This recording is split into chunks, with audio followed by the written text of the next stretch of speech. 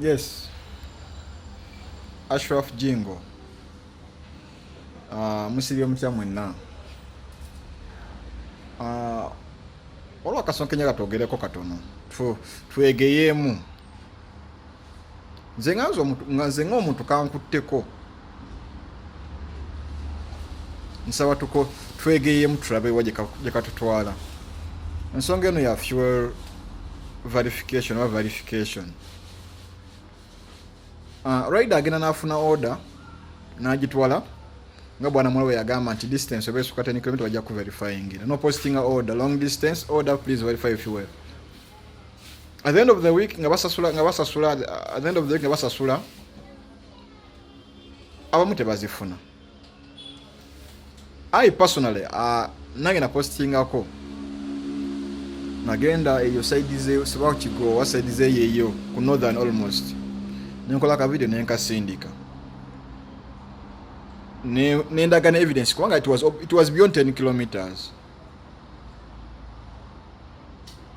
Ne ku payment yaja sa my fuel wasn't verified, so nandi sabye whoever is responsible for verifying fuel take this in note. Nga wala baba nga follow up wetu kubirango tugeze ode delay nze tugeze waluwe ensonga nakubina bakubira chechiganye still also call me nga ntemanyi gondi na gondi sina ku verifying amafuta go ansonga nti oba distance ansonga wet ne fuel is not verified, no reason given. So what do you expect me to think?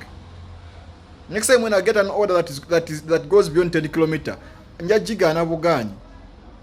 So when you can ride a manga agifuna naye ranga agigana, which gives the customer bad experience. You know? Kati nkute order. Okwata tugeze okwata order tugeze nga oli mufuda. Nokwata order ngegenda luzira. Order wegenda luzira okuva ku food up Kampala road ogende luzira waliwo 9.8 kilometers. Naye bwana mwalo bagamba tebajumye gamba nti futu kusasula beyond 10 kilometers. Never danja tubere fair, tubere sincere. Ku 10 ogende luzira okomewo. Kitegeeza ogendedde 12 n'okudda 12. Amufuta obuvuze ga sente mmeka. No, amufuta obuvuze ga sente mmeka. Ogende luzira nebo bagamba nti beyond 10 kilometers we verify fuel per kilometer 600 shillings. 600 shillings. Ningo ogenze luzira. Eruzira 9.8 kilometers ngoino jivuga n'okomawo kitegeeza ogende ne 12. Kyokka ye bwana Isima wana akusanga ng'otisseeko omusabaze we yagenda kuggala. Tubeere ffe kwa ngoino ovuga picha yo ogitwale order omala okomewo naye ku 12.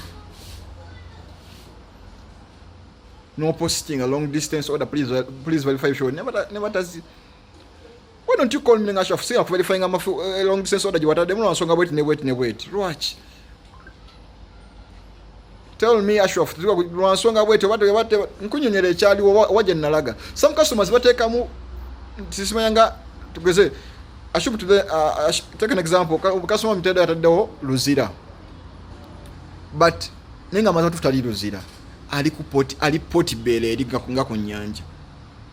Ninga yataddawo luzira. Portable, I don't know.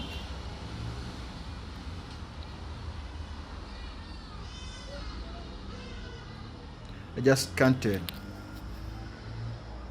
Ensonga eno nga I don't know. Nga mufa ku nsonga za Jumia tuzitukirize. Naffe mutulowoozeeko ng'abantu. Bwana Isima wana kusanga baga tekna steady bulungi nga bajagala ajja kubeera bubi. Naye ffe ku nsonga ezaffe ezituma rider nga ffe temutufaako. Bwana Isima oli ozekawo n'obuuza rider. Tugeze rider bapostinga lukalimbu bani rider bangi bapostinga. Oli nagamba smile return of the gas, smile return of the water, smile bichi. Have you time taken time no bakwenti bane sente zo wazifuna ze wapostinga. Kadi no yena verifying. Watch talk with them at yes. So what did you get that money? You know? Did you get that money? So I don't know what you're doing. I don't know what. Never naye mutulowooze ko mulowooze ku nsonga eyo. Ashraf Jingo.